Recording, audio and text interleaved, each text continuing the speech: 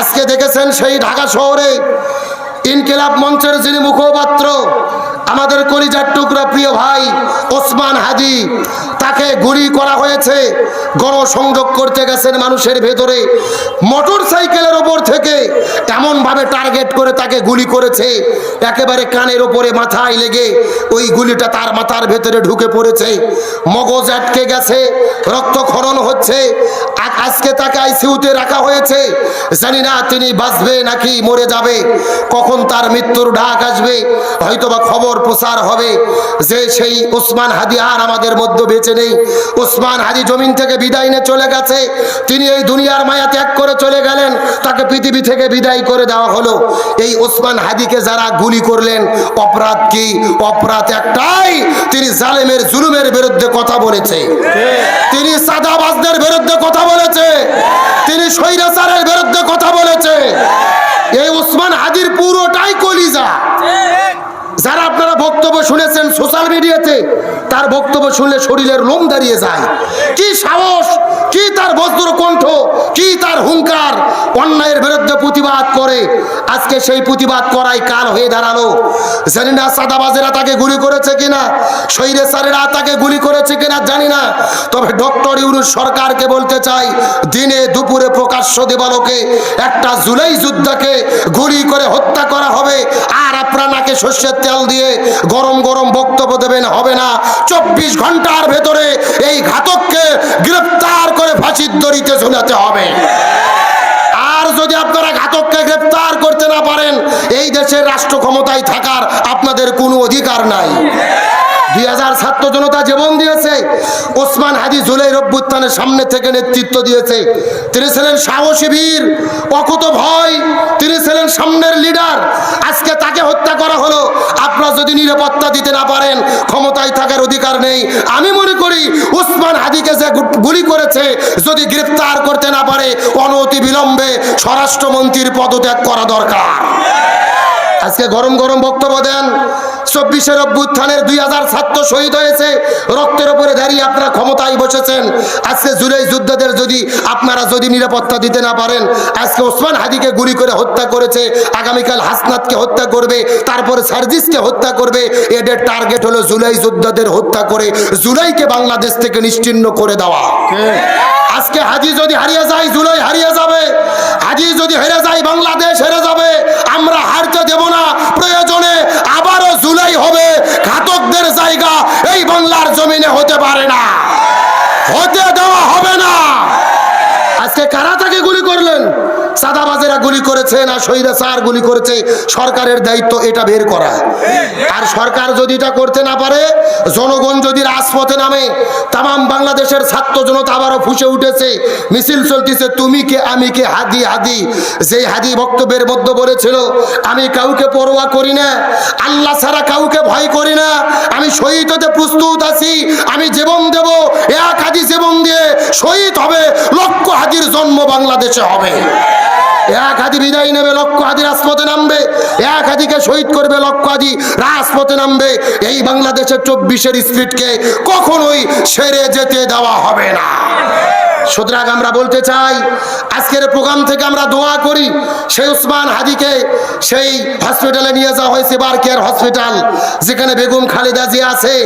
জানি না কি হবে, ডাক্তাররা বলতেছে খুবই জীবন মৃত্যুর সন্ধিক্ষণে দাঁড়িয়ে আছে, জীবন যাওয়া যাওয়া ভাব। আমরা আজকের প্রোগ্রাম থেকে দোয়া করি, আল্লাহ ওই 24-এর জুলাইয়ের অভ্যুত্থানের নায়ক ওসমান হাদিকে আপনি পরিপূর্ণ সুস্থতা দান করেন। আল্লাহ তার জীবনকে ভিক্ষা দেন, আল্লাহ আল্লাহ তাকে সুস্থ করেন। আল্লাহ এই দেশের জন্য, জাতির জন্য তার অনেক কিছু দেওয়ার আছে। আল্লাহ আপনার কাছে ভিক্ষা চাই, ওসমান হাদিকে আপনি আমাদের মধ্যে ফিরিয়ে দিন। আল্লাহ আপনি তো সব ডাক্তারের বড় ডাক্তার, সব চিকিৎসক যেখানে ফেল পড়ে যায়, আপনার চিকিৎসা সেখানে শুরু হয়। আল্লাহ আপনার কাছে ভিক্ষা চাই, আল্লাহ ওসমান হাদিকে আপনি আমাদের মধ্যে ফিরিয়ে দিন, বলেন আমিন।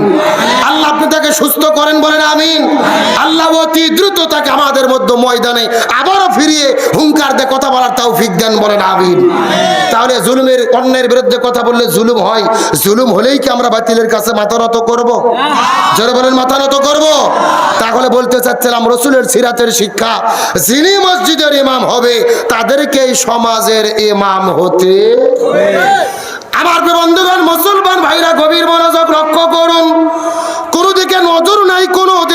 থাকি নাই, কোরআন হাদিসের আলোকে চুম্বক কিছু কথা বলার পরে বিদায় নিয়ে চলে যাওয়ার চেষ্টা করব। আমার নবীজি বিদায় হজের দিনে সলক্ষ সাহাবীদের সামনে আমার নবী সাহাবীদেরকে লক্ষ্য করে বলেন, এ সাহাবীরা তোমরা মনোযোগ দিয়ে শুনে নাও, তারাকতু ফীকুম আমরাইন লান তাদিল্লু মা তামাসসাকতুম বিহিমা কিতাবাল্লাহি ওয়া সুন্নাতা রাসূলি। তোমরা যদি দুনিয়ায় শান্তি পেতে চাও, আখিরাতের মধ্যে মুক্তি পেতে চাও, আমি তোমাদের জন্য দুইটা জিনিস রেখে যাচ্ছি। এক নাম্বার কিতাব আল্লাহ, আল্লাহর কিতাব কোরআন। দুই নাম্বার সুন্নাতে রাসূলি, আমি নবী আমার সুন্নাতে হাদিস। তার মানে বোঝা গেল আমরা যদি শান্তি এবং মুক্তি পেতে চাই, কোরআন সুন্নাহ আঁকড়ে ধরা ছাড়া কোনো উপায় এ গভীর মনোযোগ বোঝার চেষ্টা করেন। আমার নবীজি এই জমিনের ভেতরে শান্তি কায়েম করার জন্য 17 বছর বয়সের ভেতরে এই জমিনের মধ্যে একটা দল গঠন করেছিলেন, যেই দলের নাম হলো হিলফুল ফুজুল। কি নাম বললাম? কথাগুলো সুন্দর করে বোঝার চেষ্টা করবেন। হিলফুল ফুজুল নামক দলটা গঠন করার পরে 17 বছর থেকে শুরু করে 40 বছর পর্যন্ত নবীজি 23 বছর ধরে চেষ্টা করেছে এই জমিনের মধ্যে শান্তি কায়েম করার জন্য। কিন্তু দুর্ভাগ্যজনক ব্যাপার হলো নবী 23 বছর ধরে চেষ্টা করার পরেও এই জমিনের ভেতরে শান্তি কায়েম করতে পারলো না। আচ্ছা, এই দুইজন উঠলো কেন ভাই? না, আমি তো এখনো মলম লাগান শুরু করিনি যে আপনাদের জ্বলবে। কারো বিরুদ্ধে কিছু বলছি? আল্লাহর আইনের কথা শুনে উঠে যায়, লক্ষণ ভালো না খারাপ? এরা পেশাব করে যদি জাগার মাল জাগাত ফেরত না আসে, তাহলে মনে করবেন ভেজাল আছে। আমার বন্ধুগণ, মুসলমান ভাইরা, গভীর মনোযোগ লক্ষ্য করুন। নবীজি 23 বছর ধরে চেষ্টা করেছে, কিন্তু জমিনের ভেতরে শান্তি কায়েম করতে পারলো। কিন্তু নবীজির বয়স যখন 40 বছর হয়ে গেল, আল্লাহ নবীজির উপরে যখন কোরআনটা নাজিল করে দিলেন, নবীজি কোরআনের দাওয়াত দেওয়া শুরু করলো, এই কোরআন জমিনে বাস্তবায়ন হয়ে গেল, তখন জমিনে শান্তি কায়েম হয়ে গেল। নবীজির জীবনটাকে দুই ভাগে ভাগ করার চেষ্টা করেন। নবুয়ত পাওয়ার আগে 23 বছর আর নবুয়ত পাওয়ার পরে 23 বছর। 17 বছর থেকে শুরু করে 40 পর্যন্ত নবুয়ত পাওয়ার আগে 23 বছর, আবার 40 থেকে শুরু করে 63 পর্যন্ত নবুয়ত পাওয়ার পরে 23 বছর।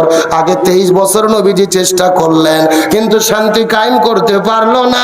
কিন্তু পরে 23 বছরের ভেতরে নবীজি কেন শান্তি কায়েম করতে পারলো? এর পেছনে কারণ হলো, আগের 23 বছরের ভেতরে নবীজির কাছে দল ছিল, কিন্তু নবীজির দলের সংবিধান আল্লাহর কোরআন ছিল না। কথা কি বোঝা যায়? এ ভালো করে বোঝেন। আপনার আমার মতো 2 টাকার ছুটকে পাটকে হুজুর না, এলাকার তেল তেলা গোয়েন্দার নেতা না, স্বয়ং বিশ্বনবী 23 বছর ধরে চেষ্টা করেছে এই জমিনের মধ্যে শান্তি কায়েম করার জন্য, কিন্তু নবী তার দলের মাধ্যমে এই জমিনে শান্তি কায়েম করতে পারে নাই। কিন্তু নবীজির বয়স যখন 40 বছর হয়ে গেল, নবী কোরআনের দাওয়াত দিলেন, এই জমিনের মধ্যে শান্তি প্রতিষ্ঠা হয়ে গেল। তার মানে বোঝা গেল, এই বাংলাদেশে যত রাজনৈতিক দল আছে শান্তি কায়েমের জন্য জিকির করতেছে, ওই সমস্ত দলের দ্বারা এই জমিনে শান্তি কায়েম সম্ভব হবে না, যেই দলেরা আল্লাহর কোরআনের সংবিধান দিয়ে পরিচালিত হয় না। কথা ক্লিয়ার না ভেজাল আছে? এ ভালো করে বোঝেন। যেই দল নিজেরাই কোরআন দিয়ে চলে না, এরা নিজেরা তো মারামারি করে 1.5 বছর 170 জন কুপকাত, তাহলে কেমনে শান্তি আসবে? এই জন্য আল্লাহর কোরআন বলেছেন, ওয়াতাসিমু বিহাবলিল্লাহি জামিয়ান ওয়া লা তাফাররাকু, তোমরা যদি মুসলমান হও, দ্বীন কায়েমের আন্দোলন করো, আল্লাহর ঐক্যবদ্ধভাবে আঁকড়ে ধরো। আল্লাহর কোরআন বলেছেন, ওয়ালতাকুম মিনকুম উম্মাতুন ইয়াদউনা ইলাল খায়র ইয়ামুরুনা বিল মারুফ ওয়া ইয়ানহাউনা আনিল মুনকার, তোমাদের ভেতরে অবশ্যই একটা দল থাকবে যারা ভালো কাজের আদেশ করবে, অন্যায় কাজে বাধা দেবে। আল্লাহর কোরআন বলেছেন, আল্লাযীনা ইম্মাক্কান্নাহুম ফিল আরদি আকামুস সালাহ ওয়া আতাউজ যাকাহ ওয়া আমারু বিল মারুফ ওয়ানাহাউ আনিল মুনকার। কোন মুসলমান দল যদি ক্ষমতায় যায় 4টে কর্মসূচি বাস্তবায়ন করবে। 1 নম্বর নামাজ বাধ্যতামূলক করবে, 2 নম্বর যাকাত ভিত্তিক অর্থনীতি কায়েম করবে, 3 নম্বর ভালো কাজ চালু করবে, 4 নম্বর মন্দ কাজ বন্ধ করবে। সুতরাং ক্ষমতায় যাওয়ার পরে এই কোরআনের 4 কর্মসূচি যারা বাস্তবায়নের ঘোষণা দেবে ইমানদার মুসলমান হিসেবে তাদের পক্ষেই আমাদের থাকতে হবে। তাহলে শান্তির জন্য কি লাগবে? ফামান তাবিয়া হুদায়া ফালা খাউফুন আলাইহিম ওয়ালা হুম ইয়াহজানুন। লক্ষ্য করেন, এই যেখানে আপনারা লিখে দিয়েছেন আব্দুল সালাম যুক্তিবাদী, আমি যুক্তি দিয়ে কিছু কথা আপনাদেরকে বুঝাই। কে রে বাবা, টিস্যু কই? টিস্যু লাগবে তো, মঞ্চে টিস্যু দেন। ভালো করে বোঝেন। মনে করেন যে ঢাকা শহরে বিশাল বড় একটা পানির ট্যাঙ্কি আছে। জোরে বলেন, কিসের ট্যাঙ্কি? ওই ট্যাঙ্কির মধ্যে থেকে পাইপ দিয়ে দিয়ে বাংলাদেশের 64টা জেলায় পানি সাপ্লাই দেওয়া হয়। কিন্তু ঢাকা শহরে যে পানির ট্যাঙ্কি আছে ওই ট্যাঙ্কির ভেতরে একটা মরা বিড়েল মরিয়ে পচে গন্ধ উঠে আছে। আমার কথা বোঝা যায়? একটা পাইপ আস্তে আস্তে আস্তে আস্তে আপনাদের জয়পুরহাট শহরে বাটার মোড়েও এসেছে। এখন বলেন তো, পাইপ দিয়ে যে পানি বের হচ্ছে ওই পানি ভালো না গন্ধ? আরো জোরে বলেন। এখন গন্ধনা পানি বের হওয়ার পরে জয়পুরহাট জেলাতে বড় বড় যত হুজুর আছে, ইমাম, মসজিদ, খতিব, মুফতি, মুহাদ্দিস, ফকি, সব আলেমদেরকে ডেকে বলা হয়েছে, এই হুজুরের গোষ্ঠীরা এই যে গন্ধনা পানি বের হচ্ছে তোমরা ফু দিয়ে দিয়ে পরিষ্কার করো। হবে? কতক্ষণ হবে? আচ্ছা, জয়পুরহাট জেলার হুজুর তো দূরের কথা, কাবা শরীফের ইমামও যদি এসে ফু দেয় পানি পরিষ্কার হবে? বলেন তো, পানি পরিষ্কার করতে গেলে কি পরিষ্কার করা লাগবে? ওই ঢাকা শহরের ট্যাঙ্কি পরিষ্কার করা লাগবে। এটাকে বুঝতে পেরেছেন? এবার আসল ওয়াজ শোনেন, আসল ওয়াজ। এই বাংলাদেশেও শান্তি প্রতিষ্ঠার একটা ট্যাঙ্কি আছে যার নাম হলো সংসদ ভবন। আরো ধরে বলেন। আর সংসদের ভেতর থেকে বাবার আইন, দাদার আইন, চাচার আইন, খালুর আইন, ফুপুর আইন, কালমার্সের আইন, লেনিনের আইন, পুতিনের আইন, ধর্মনিরপেক্ষতাবাদ, জাতীয়তাবাদ, সোশ্যালিজম, ক্যাপিটালিজম, ভারতের আইন, ব্রিটিশের আইন, মানব রচিত তন্ত্র মন্ত্রকে জুতাই এবং ঝাঁটাপিটা করে যতদিন পর্যন্ত কোরআন সংসদে ঢুকাইয়া কোরআন দিয়ে বাংলাদেশ পরিচালিত না হবে ততদিন পর্যন্ত এই জমিনের ভেতরে শান্তি আসতে পারে না, পারে না, পারে না। সুতরাং সমস্ত তন্ত্র মন্ত্রকে জুতাই এবং ঝাঁটাপিটা করে কোরআন পার্লামেন্টে ঢুকাইয়া কোরআন দিয়ে বাংলাদেশ পরিচালিত হোক, এটাকে আপনারা চান? কারা কারা চান? দুটি হাত আল্লাহকে তুলে দেখান।